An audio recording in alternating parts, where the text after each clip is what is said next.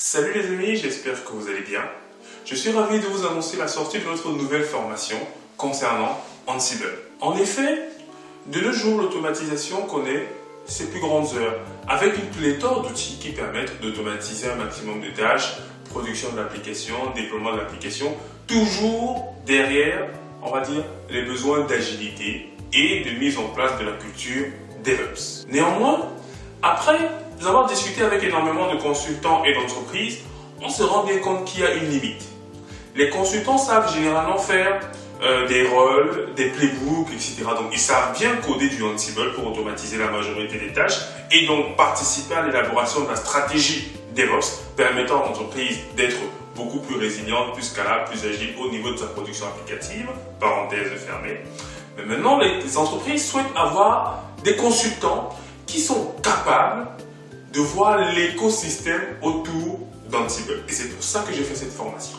L'objectif de cette formation, c'est d'aller au-delà de la partie purement écriture des playbooks et des rôles. Parce que comme je vous l'ai dit, les entreprises cherchent en fait des candidats, des consultants, qui sont capables de voir au-delà de la simple production de playbook, mais l'écosystème autour. Par exemple, comment est-ce que j'écris mon playbook et j'écris mon rôle et je gère son cycle de vie jusqu'au déploiement de l'application en environnement de test, en environnement de dev, en environnement de pré-prod, en environnement de prod, tout cela de façon automatique. Et c'est là où on va s'intéresser aux outils qui sont autour d'Ansible. Et c'est là où ça devient intéressant. Parce qu'au-delà d'écrire les meilleurs playbooks et les rôles du monde, si vous n'êtes pas capable d'assurer le cycle de vie, la maintenance, l'agilité de ces rôles-là, alors vous aurez du mal à pouvoir apporter énormément de choses à votre client si ce n'est que de l'automatisation. Parce que dites-vous bien que quand vous avez fait votre automatisation, votre rôle, etc., il faudra que les autres puissent le maintenir. Et c'est ça la problématique. Comment garantir la consistance de votre production sur Ansible afin que le client soit confiant quant à votre playbook, votre rôle qui va ensuite déployer dans ces environnements. Et c'est pour cette raison que j'ai intitulé cette formation Ansible Expert, concept avancé pour les fans de CI/CD. Parce que c'est important de ne pas se limiter simplement à la production, comme je disais, mais il faut qu'on s'intéresse à ce qui est autour. Et cette formation est organisée en 5 grandes parties que je vais vous énoncer tout de suite. Dans la première partie, on fait quelques rappels sur les rôles. Parce qu'il faut savoir que sur la plateforme Easy Training, nous avons déjà une formation Ansible. Et à la fin de cette formation-là, je vous montrerai comment créer des rôles. Donc, on fait déjà un rappel. Pourquoi? Tout simplement parce que ce sera le premier élément fondateur, structurant de l'agilité et de la maintenance que vous serez capable d'appliquer au code Ansible que vous allez utiliser. Parce que lorsque vous allez vouloir partager votre code Ansible, alors ce sera principalement à l'aide des rôles. Donc, il faut d'abord créer un rôle et ensuite, quand vous avez les rôles qui permettent de déployer votre application, alors là, il suffit de faire un playbook où vous appelez simplement chacun de ces rôles-là. C'est un peu comme des briques que vous allez agencer. Donc, on fait quelques rappels dessus. Et bien évidemment, dans toutes nos dernières formations, il y a toujours un projet fil rouge. Le but, comme je vous ai dit, c'est que la formation vous soit utile et pratique immédiatement. Ça veut dire que pendant la formation, chaque concept qui sera vu permettra de répondre à une offre d'un client. Et dans ce cas précis, le but de cette formation et le projet fil rouge a pour objectif de vous faire déployer un écosystème Ansible avec des pipelines dans tous les sens pour pouvoir répondre à un besoin d'un client. La deuxième partie va consister à mettre en place des tests d'intégration. Parce que c'est bien en effet de produire des rôles, mais est-ce que vous êtes sûr que votre rôle est idempotent? Est-ce que vous êtes sûr qu'on n'a pas des effets de bord lorsqu'on rejoue votre rôle plusieurs fois? Est-ce que vous êtes sûr que votre rôle vérifie le YAML lint et les Ansible lint? Est-ce que vous êtes vraiment persuadé que votre playbook ou votre rôle sera compatible sur différents systèmes d'exploitation, notamment Ubuntu, CentOS, etc. C'est pour ça qu'il faut mettre en place ces tests d'intégration et nous allons le faire avec Molecule, qui est très vite devenu une norme pour pouvoir valider vos rôles en continu. Dans la troisième partie, on va parler de la partie intégration continue. On a vu l'intégration précédemment avec Molecule, mais il faudrait que ce soit automatisé, systématisé, à chaque fois en effet qu'il y a on va dire une modification sur le rôle. C'est pour ça que nous allons dans un premier temps voir les GitHub Actions pour pouvoir automatiser la vérification de notre rôle, parce que notre rôle sera publié sur GitHub. Et dans notre GitHub Action, on va réaliser notre action qui permet de valider en fait notre rôle, notamment molécule. Donc on verra comment faire de l'intégration continue sur notre rôle, nos rôles Ansible, afin de garantir qu'à chaque fois qu'il y a une modification, on respecte le canevas qui aura été défini dans molécule. Sujet très passionnant et où j'ai pris extrêmement de plaisir à détailler ce qu'on peut faire avec. Dans la quatrième partie, nous parlons des collections. Les collections, c'est un concept que Ansible est en train de pousser au fur et à mesure et qui devient le standard pour pouvoir distribuer vos playbooks, vos plugins d'inventaire, vos filtres Jinja, etc. et même vos rôles. Ansible essaie de se décharger de cette tâche de maintenance des différents modules. Parce que qu'est-ce qui se passait par le passé en fait? Si vous allez sur le repo GitHub d'Ansible, vous allez voir qu'il y a près de 2000 pull requests, 4000 issues.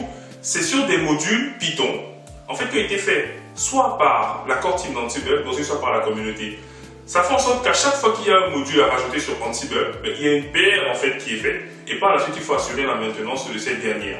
Ça devient vraiment un travail assez compliqué en fait pour la core team d'Ansible de voir 2000 pull requests et ne pas forcément savoir comment résoudre en fait le problème, parce que ce n'est pas forcément cette core team là qui développe le module Ansible qu'ils intègrent. Et ça devient problématique. Et en plus, à chaque fois qu'ils intègrent un module ou qu'ils fixent un module, il faut qu'ils produisent une nouvelle release d'Ansible.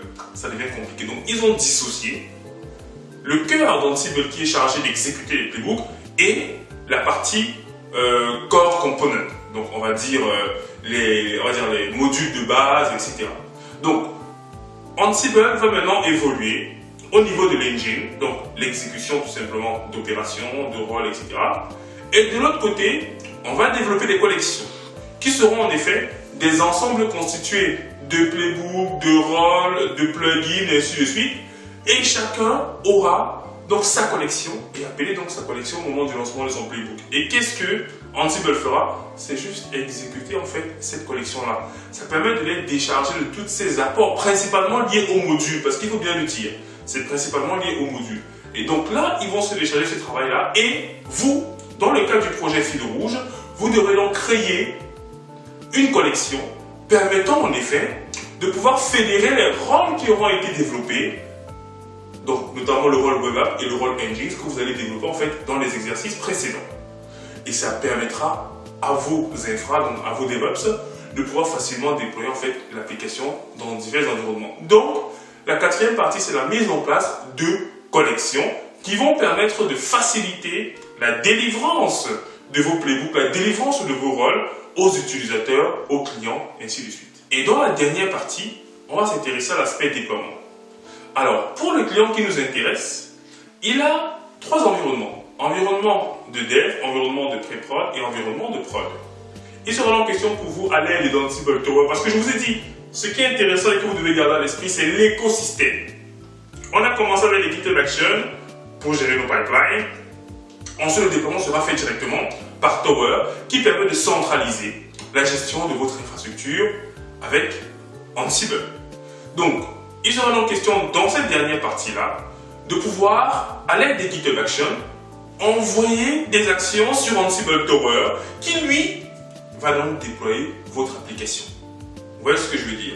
Donc, il y aura toute une partie intégration continue qui sera faite sur les GitHub Actions et vraiment, vous allez vous éclater sur cette partie-là parce que moi, je me suis vraiment éclaté quand j'ai fait cette vidéo-là. Et à chaque fois qu'il y aura, par exemple, une pull request, automatiquement, on déploie sur l'environnement de dev. À chaque fois qu'on met la pull request sur la branche main, alors on déploie sur l'environnement de pré-prod et dès qu'on fait un tag, donc une release, automatiquement on déploie en production. Donc vous allez mettre en place en fait ce workflow là qui va fonctionner de façon automatique et vous serez capable de le customiser. Et comme je vous ai dit, le but c'est que vous soyez capable à la fin de la formation de répondre à ce projet Fil Rouge qui est en fait le projet d'un client qui souhaite complètement créer un écosystème viable pour son infrastructure fonctionnant sur du Ansible. Donc n'hésitez pas les amis à vous inscrire à cette formation, vous trouverez le lien d'inscription en dessous de la vidéo. Et vraiment je vous encourage à faire cette formation-là le plus tôt possible pour pouvoir monter d'un cran dans l'apprentissage de DevOps ou même dans l'apprentissage de l'automatisation. Parce que je vous ai dit, connaître faire des rôles et des playbooks c'est bien, mais connaître aussi l'écosystème et avoir une vue d'architecture et encore meilleure. C'était Diran Tafel, votre formateur passionné, et je vous dis à bientôt sur EasyTraining avec de nouvelles formations.